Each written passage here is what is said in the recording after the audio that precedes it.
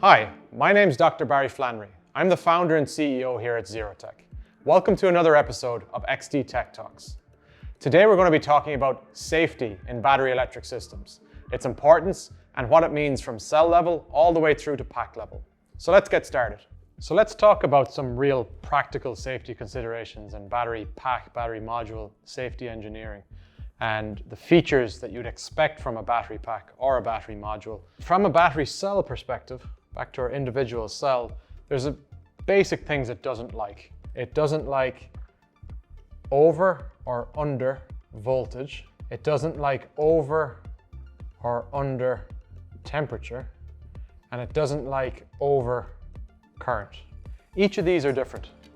So when we look at voltage, over voltage for the vast majority of chemistries is more than 4.2 volts. Or for LFP, it's over, say, 3.65 volts, above their charge limits. This is really, really bad to overcharge a battery.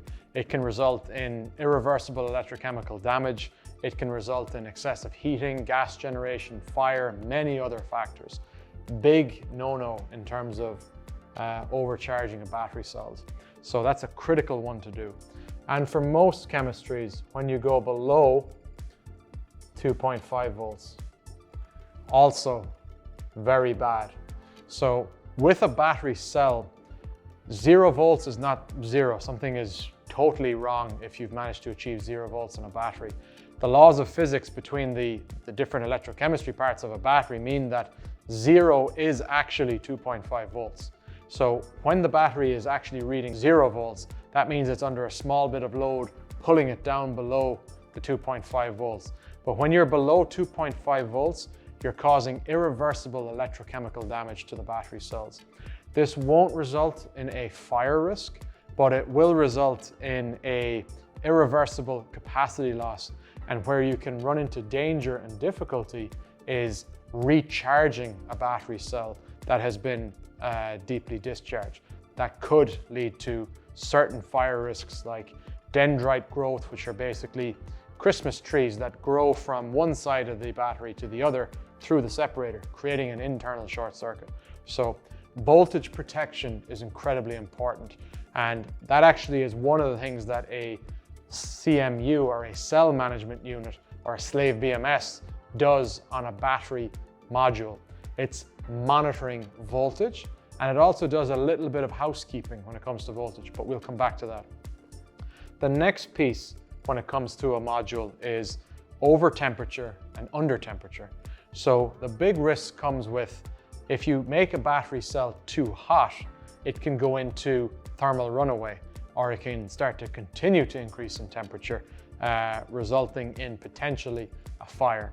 But in general, when the batteries are warm, above 30, 40, 50 degrees Celsius, they're under accelerated aging. They are degrading much faster. There's good chemical reactions and bad chemical reactions. The good ones are the ones that power your vehicles. The bad ones are the ones that degrade lifetime. Unfortunately, the hotter the battery cell, the chemical reaction rates increase exponentially. The good ones and the bad ones. So high temperature is not always a good thing to have. When it comes to under temperature, below 0 degrees Celsius, recharging most conventional chemistries can result in irreversible damage due to cell potentials and lithium plating and many other factors. So measuring temperature is important. So greater than 60 degrees C and less than 0 degrees C are areas you want to be careful in. So basically, you need to measure voltage and you need to measure temperature. When it comes to a current perspective, it's very important that you don't over discharge a battery cell, because what can happen there is every source of energy has an internal resistance, which means that when you pull current out of it, its voltage will dip. It'll have a voltage drop. And that's a function of how much current you pull out. So if you pull an excessive amount of current, what you'll actually do is you will pull the terminal voltages below your under voltage cutoff.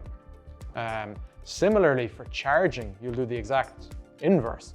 if you overcharge too aggressively, you'll breach the upper limit. So you've got to be careful with that current measurement. When it comes to battery modules, we measure the voltage and the temperature at a module level. So for example, in a Xerotech module, but virtually every other battery module, they might have a battery management system here that's measuring the voltage of each cell group.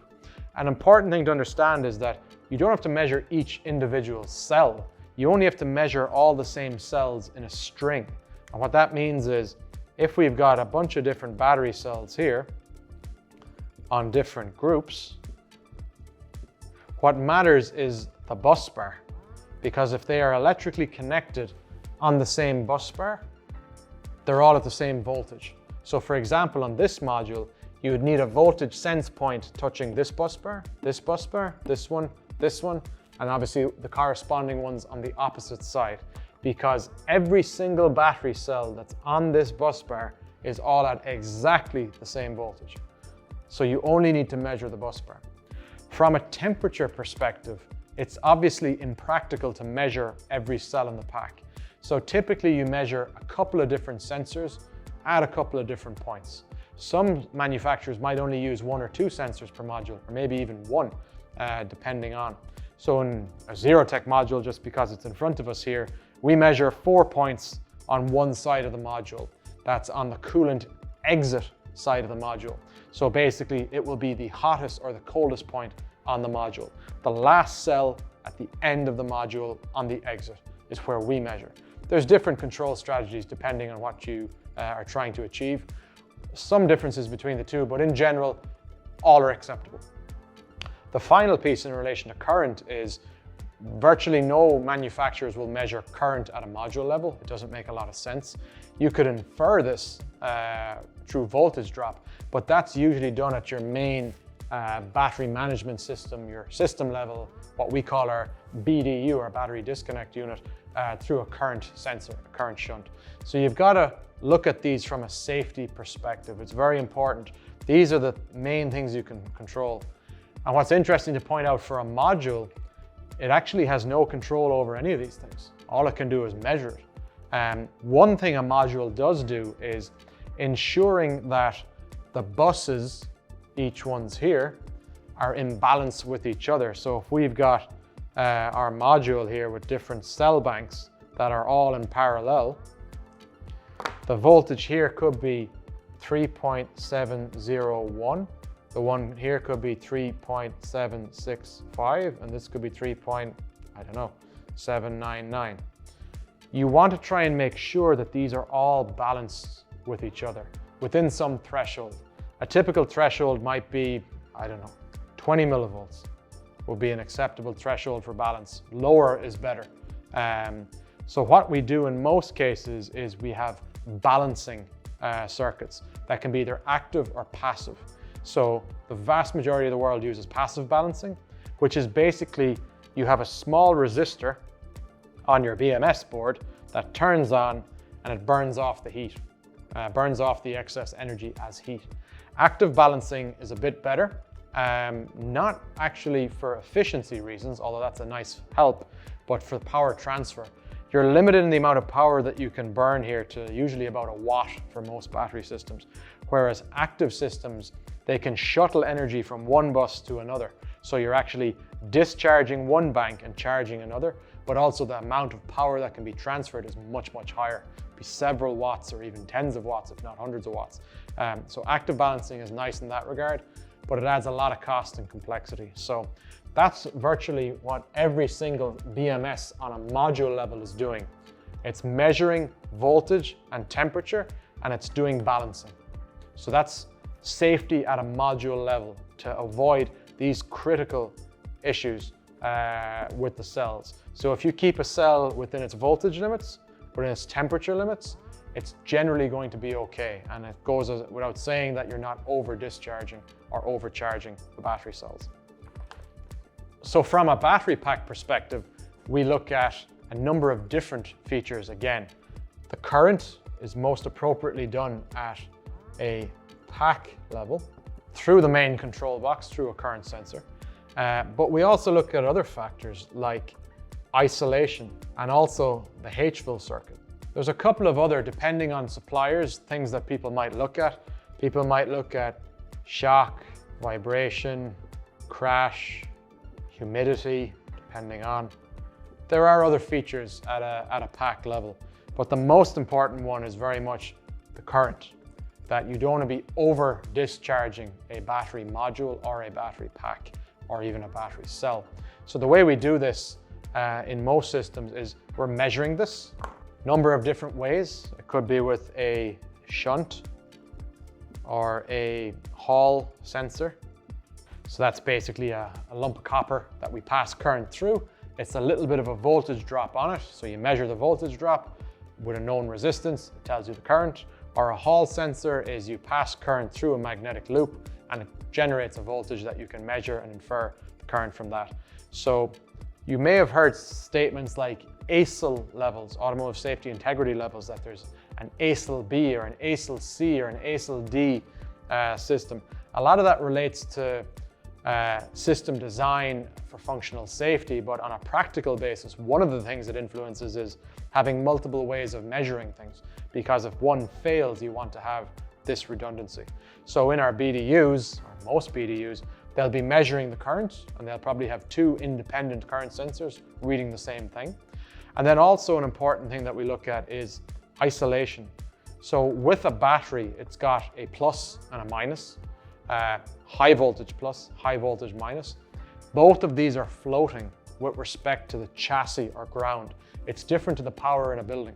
So what isolation is doing is it's checking between HV plus, HV minus, and ground. It's making sure that the resistance between these two things is high. You want to make sure it's above a certain threshold. And depending on the standard, you're looking at about 100 ohms to 500 ohms per volt. So basically, you need to be a few 100,000 ohms of resistance between each of these for your system to be good. So there's special sense circuits happening inside of that BDU or in other system packs, measuring between HV plus and ground, HV minus and ground, to ensure we have isolation. One of the other most important things we have in a pack is the HVIL circuit. So the HVIL means high voltage interlock loop. So on the packs behind me here, you'll see a lot of orange connectors. Every one of those orange connectors has something called a HVIL loop inside of it, the high voltage interlock loop. And what that does is, in any connector, you've got heavy power connectors that are basically connecting from one side into basically a socket on the other side. And what you want to do here is to make sure that you don't, when you open this back, you do not want to open this under load, because what will happen is you'll get a spark.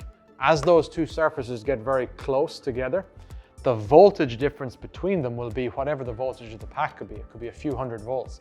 And with a millimeter of air, it could spark across. Or worse yet, it's not really on making, but mainly breaking the current. It could spark and then hold a plasma and actually hold a much larger gap that's being incredibly destructive and damaging to the contacts, and can also present a fire risk. So with a connector design like this, they actually have a separate little sensor circuit that's a little set of pins that are going into another socket here. And these will be break first and make first pins. So that means that this will open slightly and it will send a signal to the controller that the connector has been opened, but it's still electrically connected with the main power connectors. So this sends a signal back to the BMS, which instantly opens the contactors or tells the system to stop drawing load to ensure we don't create an arc flash in our connectors. So HVIL is very important, that you do not ever, under any circumstances, break or open an orange connector under load. It will create a big spark and flash and will burn the connectors and can present a hazard to you. So battery systems will then emergency disconnect under load. But the problem is, this extremely destructive event that happens at the connectors that actually even happens in the contactors to do it. So you should never break contactors under load. You can only do it 1 or 2 times before the contactors need to be replaced. So that is an emergency disconnect power down. So the normal thing that happens in batteries is you get a HVIL loop fault, the BMS will immediately signal all other parts of the system, stop drawing load immediately. Hopefully they'll do that, and if they don't, within a few tens of milliseconds, the contactors are going to open then, potentially under load. And in relation to current and short circuits and other factors, we do also have further levels of protection with fuses. So we have active protection, that we can open the contactors under load, but that does cause a lot of damage to the contactors. We have mechanical fuses in some cases that will burn and blow and break the circuit. But in a Xerotech module, we also use cell level fuses. Every cell is wire bonded, which acts as an electrical fuse as well, a further third level of safety.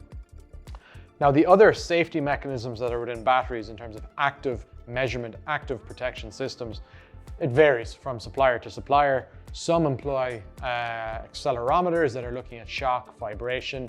These can be set at a threshold, so you can see a crash limit. If you see a G shock above a certain threshold, you say, looks like a crash. I'm going to open contactors. I'm going to blow the pyro fuse, whatever you might do. Or you might be looking at humidity and temperature at a system level and many other factors. It depends, but your core safety elements are voltage, temperature, current, and then looking at main breaks in isolation or breaking power conductors under load. When it comes to other system level safety measurements, this varies very widely from pack supplier to pack supplier. So we'll just take the case of a Xerotech battery. We do also monitor other factors, such as the pressure in the cooling system to determine if there's leaks or failures, and we use this for second and third level protection, also to infer other ways that the system is being used. And also we will be looking at pressures inside of the housing and gas sensing and other factors as well to be early indicators or detections of thermal runaway. So thermal runaway detection is very, very important, that if something occurs in a battery, you want to know what's happened. Oftentimes there's very little pack manufacturers can do after it's happened, but detecting it is the first step. So thermal runaway detection. And as part of multi-layered safety within our pack, for example, we have multiple different detection methods to see what happens. And then we'll have passive safety features starting at the module that, generally speaking, if a cell is to explode in a battery, we can contain it to a single or maybe 2 cells by the cooling system intentionally rupturing and flooding that fire in combination with a structural fire retardant foam that contains it into a fixed area. Then at pack level, we do, or even at module level, we have multiple other layers of fire protection and non-flammable materials. At a pack level, we have special vents that vent the explosive conductive gases out of the pack and further detections. So there's a multi-layered stage of dealing with thermal runaway in a system and a first responder approach after it has occurred.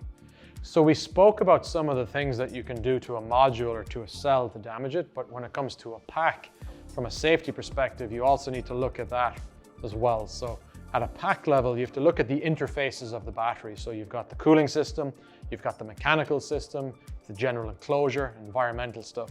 So you want to always be looking at environmental, you want to look at the cooling system, and then just the general mechanical interfaces. So from an environmental perspective, temperature, if it's very hot, very cold, if you're exposed to water, dust, dewing points and fog and other things like that, you need to worry about this to make sure that we're not introducing moisture and humidity into the battery pack. When it comes to the cooling system, you need to be worried about over-pressurizing the cooling system. Putting too much flow rate through it or too strong of a pump can damage cooling systems. And then on the mechanical perspective, that you don't put excessive shock, vibration, and force into the battery packs that could cause mechanical damage. So there's many ways to mitigate these through both active and passive methods, and their protection systems are incredibly important to ensure the safe and long-term reliability of a battery pack. So that brings us to the end of our deep dive into safety systems inside of battery packs, battery modules, and some of the considerations to safely use and operate battery packs. Hopefully this was insightful. Thank you very much for watching.